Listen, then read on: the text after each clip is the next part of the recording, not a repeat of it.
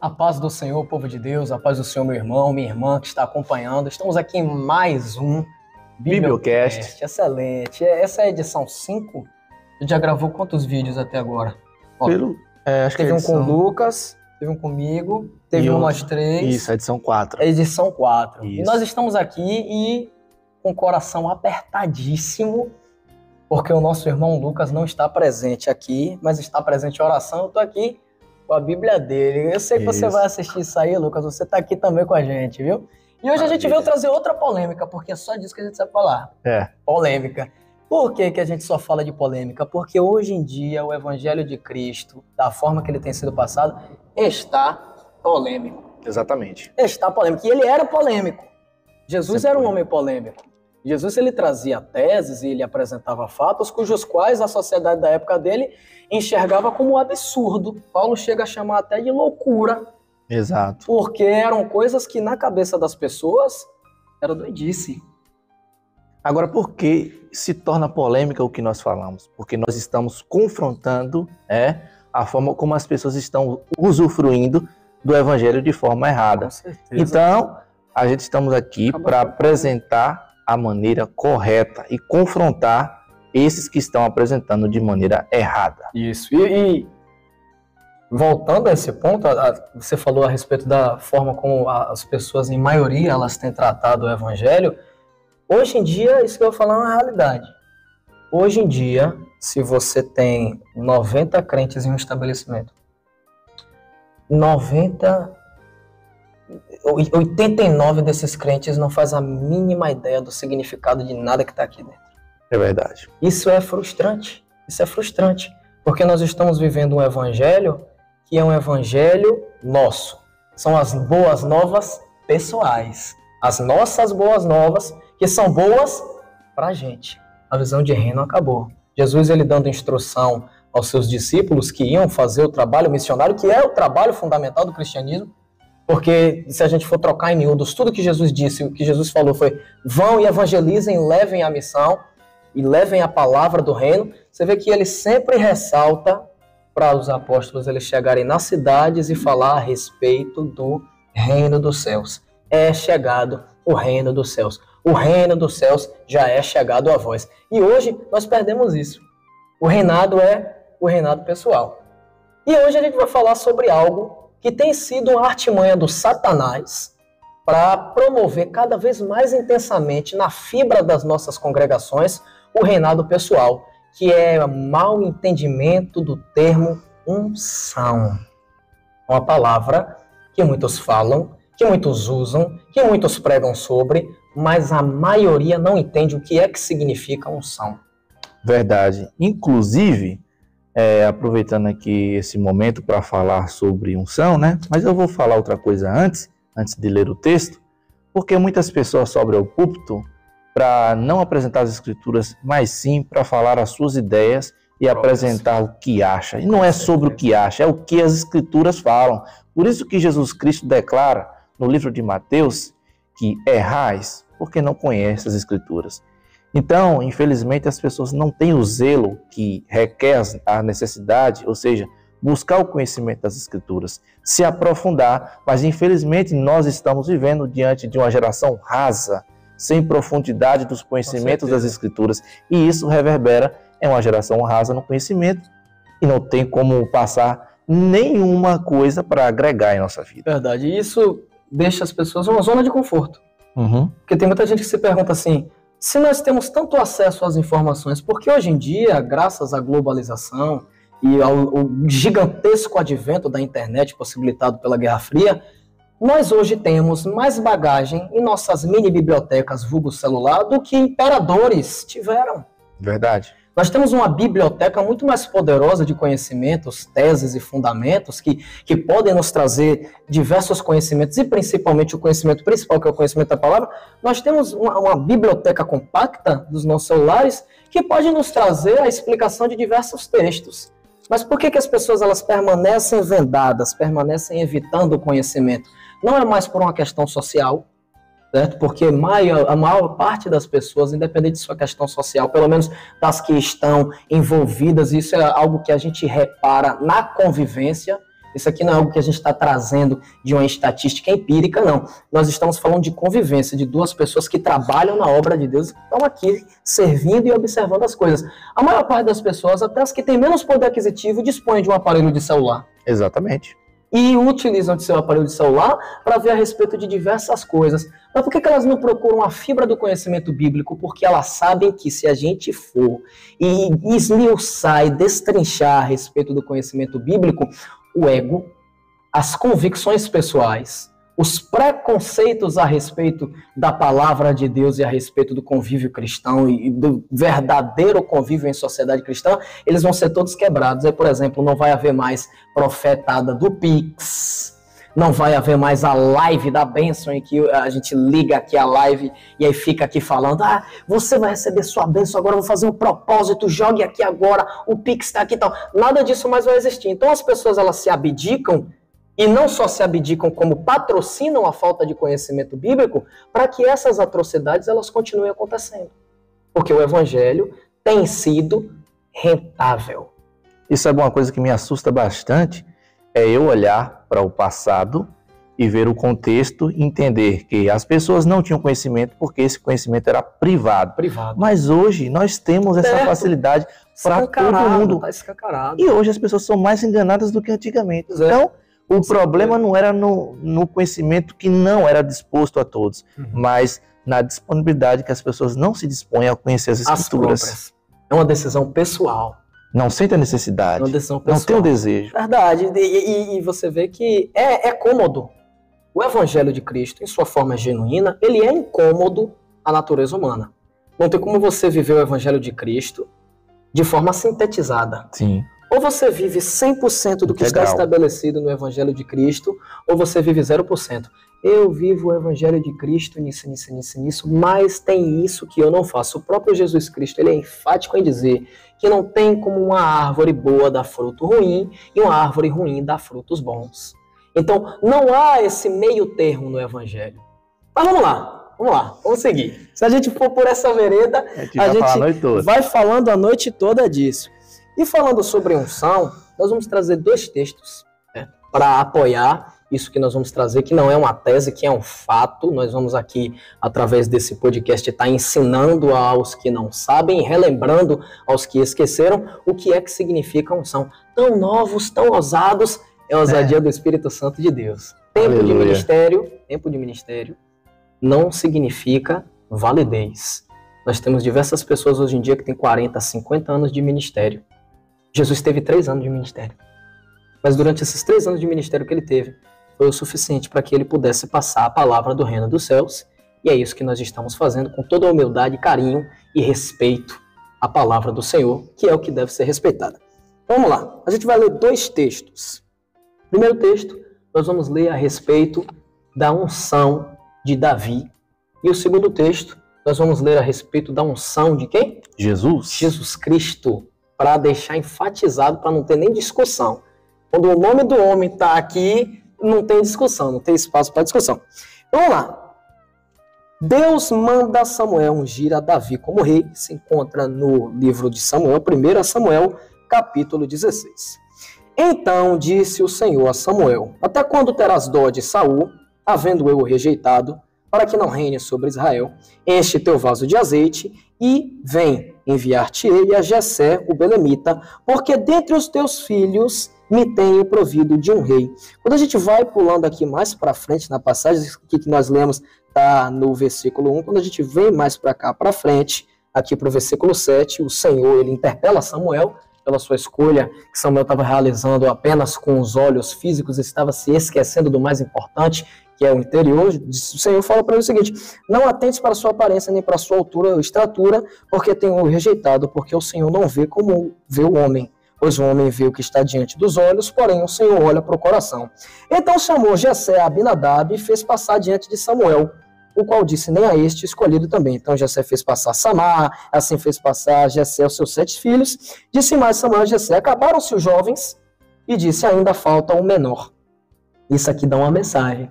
A sua unção e o nível de unção de qualquer um não depende de renome e não depende também de talento aparente. Hoje nós estamos vivendo em uma época em que as pessoas que estão contemplando pregações, estão contemplando louvores, elas estabelecem a seguinte relação de causa e efeito. Se tem nome e é famoso, tem unção, eu vou dar glória. Se não tem, se é novo, se aparentemente não tem nada, não vou dar glória. É frio, é gelado. Isso não tem nada a ver com unção. Exatamente. Né? Nessa passagem a gente pode encontrar isso.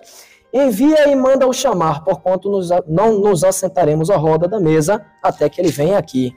Então mandou em busca dele e o trouxe. E era ruivo, formoso, de semblante de boa aparência. E disse o Senhor, levanta-te e ungiu, porque este mesmo é. Então Samuel tomou o vaso de azeite e ungiu no meio dos seus irmãos. E desde aquele dia em diante, o Espírito do Senhor se apoderou de Davi. Olha só. Olha a unção. Olha. Desde aquele momento em diante, o Espírito do Senhor se apoderou de Davi. Então Samuel se levantou e tornou a Ramá. Agora, nosso auxiliar Júnior. Olha só o que diz aqui. O capítulo 10, né, de Atos dos Apóstolos, diz assim no versículo de número 38.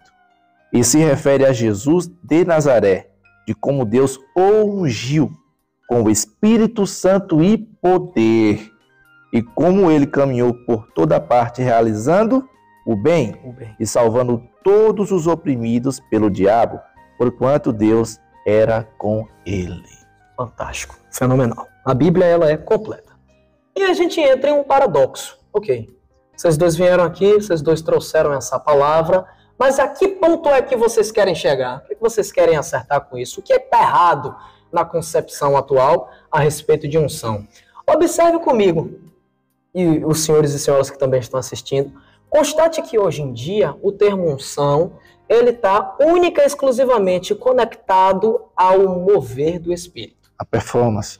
E a performance.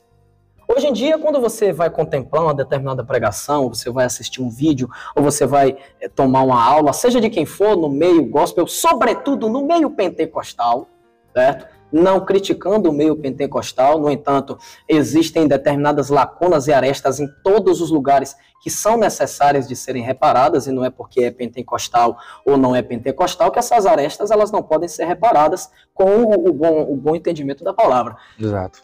As pessoas elas vinculam unção ao nível de movimentação, a performance, às vezes até a altura que você está falando, ou se você solta muita revelação, ou se você grita, ou se você fala forte, e isso está errado, completamente errado. Porque nós entendemos na Bíblia, com base nessas passagens, que a unção ela era muito peculiar em seu propósito. Ela tinha a finalidade de capacitar alguém para a realização de uma missão. Então, uma pregação com unção não é uma pregação em que o pregador ele grita. Uma pregação com unção não é uma pregação em que o pregador ele entrega revelações. Uma pregação com unção não é uma pregação em que o pregador ele entrega teu CPF, ele entrega o nome da tua mãe, do teu pai. A gente sabe que o Espírito Santo ele pode trabalhar desse modo. Ele pode sim trabalhar desse modo. Se for da vontade de Deus que haja uma revelação dentro da igreja, Deus vai fazer a revelação e não existe homem nenhum aqui nessa terra que possa dizer que é mentira, que é do homem. Claro, tendo a testificação do Espírito Santo da veracidade dessa revelação.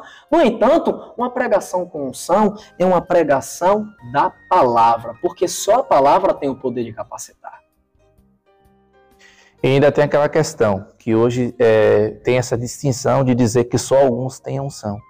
Mas só que o apóstolo João, escrevendo aqui, na sua primeira carta, no capítulo de número 2, e versículo 20, ele vai falar: entretanto, vós tendes uma unção que procede da parte do santo, e todos tendes pelo pleno conhecimento. Quem é o santo? Jesus Cristo. Jesus Cristo foi o modelo, né, que reverbera em nós, que nós devemos caminhar seguindo aquilo que ele nos ensinou. Então, Jesus Cristo é o nosso modelo. E nós devemos caminhar em comunhão, né, em plena comunhão com Cristo, porque Ele é aquele que nos direciona por intermédio do Espírito Santo de Deus.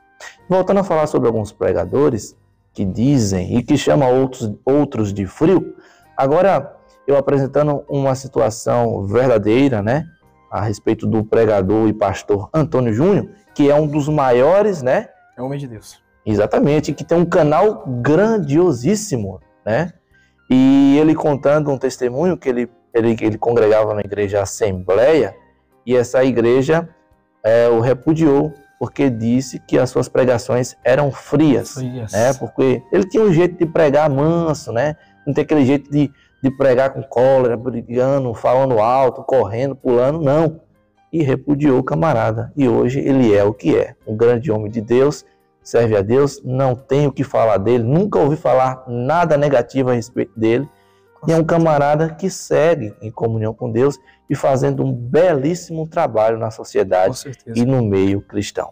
E nós sabemos que a gente cita personalidades, eu vou até parafrasear outra aqui agora, para mim também é um homem de extrema competência na espiritualidade e é uma fonte de inspiração para muitos jovens que estão buscando, como nós, o Augusto Nicodemos. Sim.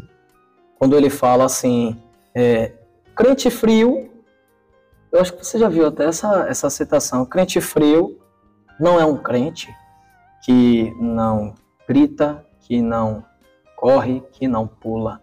Crente frio não é isso. O crente frio é o crente que ele escuta a respeito da palavra de Deus e a palavra de Deus não faz mudança alguma na sua vida. Comprovando, mais uma vez, o que nós estávamos falando a respeito da unção. O termo unção, ele vem diretamente de ungir. E a unção, ela é algo que tem a finalidade de santificar, de separar alguém para determinado trabalho, para determinada função. Então, eu conectar a unção única e exclusivamente ao trabalho de movimento, é eu estar pegando o poder de Deus e estar reduzindo ele. Não é uma demonstração de fé. E a gente entra em outro conceito, porque hoje em dia, quando a gente fala a respeito disso, as pessoas elas pensam duas coisas. Ou elas pensam que nós estamos indo de encontro ao movimento pentecostal, e isso é completamente incorreto, dar-se-á a ver a igreja que nós fazemos parte. Nós temos como pastor uma das mulheres mais pentecostais que eu já conheci, que é a missionária Adriana Mello. Nós estamos em uma denominação que é a Assembleia de Deus, que guarda os preceitos do pentecostalismo. No entanto, o pentecostalismo genuíno.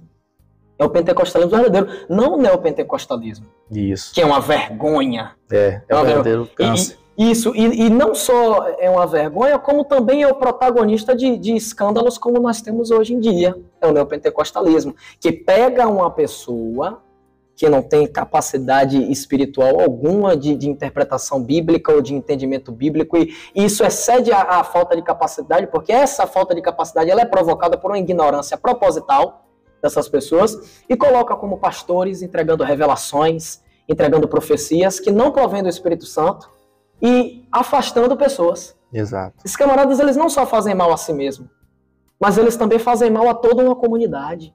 E Deus vai requerer da mão dessas pessoas. E eles fazem o que os fariseus faziam, né? Nem entram e nem deixam as pessoas entrarem. Com certeza. E a gente está... Agora, voltando ao ponto, eu falei do Augusto Nicodemos e antes eu ia falar. A gente cita determinadas personalidades não endeusando esses homens, mas porque eles são referência. Isso. Eu posso errar aqui e agora. Você pode errar, assim como eles também podem errar. No entanto, quando a gente traz uma reflexão dessas pessoas, é porque é uma reflexão inspirada e a gente tem até fundamento bíblico para fazer isso. Por exemplo, o livro de Provérbios. Quem é esse que vai pegar o livro de Provérbios, vai amassar e vai jogar no lixo? Quem é que vai fazer isso? No entanto, ao fim da vida de Salomão, ele errou. Não errou? Mas a gente precisa separar a obra de seu escritor. O próprio profeta Balaão, que foi um dos piores, ele recitou o quê? Ele fez uma profecia Deus não messiânica. é homem para que imita, nem filho do homem para que se arrependa. Não só isso, como também trouxe uma profecia messiânica. Eu vejo a estrela de Jacó. Ó, ele viu Cristo. Rapaz. Incrível. Então a gente tem que separar as coisas. E aí entra mais uma vez a questão da unção. Deus pode capacitar qualquer um para realizar o trabalho que ele quiser. E não é eu, não é Júnior, não é ninguém que vai poder ser validador, termômetro de unção. Exato. Nós temos muitas pessoas dentro da igreja que pensam que são termômetros de unção, que é aquele cidadão que ele chega na igreja, ele assiste um culto e ele fala, achei que o culto foi frio, não teve unção. Quem somos nós para falar que o culto não teve unção? Quem somos nós para dizer que o Espírito Santo não se fez presente dentro da igreja? Nós não temos esse poder, nós não temos que ter essa audácia de querer fazer afirmações e querermos ser termômetros de unção, porque isso cabe única e exclusivamente ao Espírito Santo de Deus. O Espírito Santo de Deus, ele se faz presente, assim como ele também se ausenta. Exato. Mas não é eu, não é ninguém que vai dar essa constatação. Esse não é o nosso papel. O Espírito Santo de Deus, ele se ausenta de um determinado lugar, quando neste lugar ele não é adorado por absolutamente ninguém. Exatamente. Então, se eu chego na igreja e falo o seguinte, o Espírito Santo não estava presente, nem eu estava adorando ele então. Porque onde estiver 2 ou 3 reunidos em meu nome, ali estarei eu. Então, como é que a pessoa pode dizer que um culto foi frio? Quando a pessoa fala que o culto foi frio, ela está dizendo que Jesus não estava. Se ela está dizendo que Jesus não estava, nenhuma das pessoas que estavam no culto estava adorando ele. E ela também acaba se incluindo. Exatamente. E ainda tem aquela questão, né? Eu acredito que se tiver uma única pessoa, certeza, a presença dele se faz presente. Faz presente. Abraão, vamos para Abraão. Exato. Abraão questiona, Senhor, se tiver só um justo, por amor daquele justo, eu não destruirei. O que ele está querendo dizer ali? Deus, ele não é um Deus plural e distante. Deus, ele é um Deus que trabalha no singular. Deus, ele quer unidade dentro da igreja, mas ele é justo. E o desejo da unidade não contrapõe de forma nenhuma a justiça singular do Senhor, que é a justiça seguinte. Está aqui eu e o irmão Júnior. Se eu pecar, o irmão Júnior, ele não vai sofrer pelo meu pecado das mãos de Deus. Deus vai permitir que eu sofra, mas ele não. Como é que você estrutura isso? Onde é que você prova isso? Os hebreus no Egito. Constate que os hebreus no Egito, eles estavam na terra de Gósen. Eles estavam muito próximos da terra de Ramsés, que era onde estava a capital do reino naquela época, era onde as grandes pragas estavam assolando, porque era onde o faraó estava. Os hebreus, eles não foram afetados por nenhuma praga, porque eles eram filhos de Deus.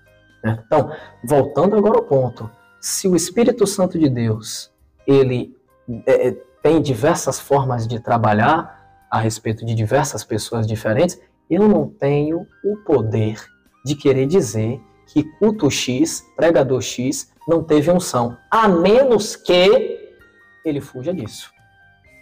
Se ele foge da palavra de Deus, aí sim é um termômetro não só para mim, como para qualquer pessoa que ele não tenha unção, porque a unção vem somente da Bíblia. Amém? Exatamente. Quem garante o pregador é a palavra de Deus. Deus abençoe, fiquem com o Senhor, não se esqueçam, vou pedir mais uma vez, nós estamos iniciando esse trabalho do Bibliocast, é um trabalho que tem um único objetivo, não tem mais nenhum. Nós não fazemos isso aqui por autopromoção, nós não fazemos isso aqui por fins lucrativos, nós estamos fazendo isso aqui única e exclusivamente para trazer conhecimento e edificação para a sua alma e para a alma do máximo de pessoas que nós conseguirmos atingir, fazendo assim o ID do Senhor. A internet, ela é uma ferramenta atual que ela é extremamente eficaz para nós cumprirmos o ID de Jesus. Tem muitas pessoas que se esquecem disso. Então, seja você também um missionário na sua família, na sua casa, com seus amigos, colegas de trabalho, colegas de escola, e envie esse vídeo para eles, para que eles também possam estar entendendo mais a respeito da palavra de Deus. Inscrevam-se no canal, deixem o seu like, ativem o sino e façam outra coisa que é muito importante para a gente também. Comentem no vídeo. Quando vocês comentam no vídeo, o YouTube e o algoritmo, ele entende que aquele vídeo ali é proveitoso e ele compartilha aquele vídeo para mais pessoas e mais pessoas podem ser alcançadas pela palavra transformadora do Espírito Santo, que é a Bíblia Sagrada. Amém? Deus abençoe e até o próximo Bibliocast. Deus abençoe a todos e até a próxima.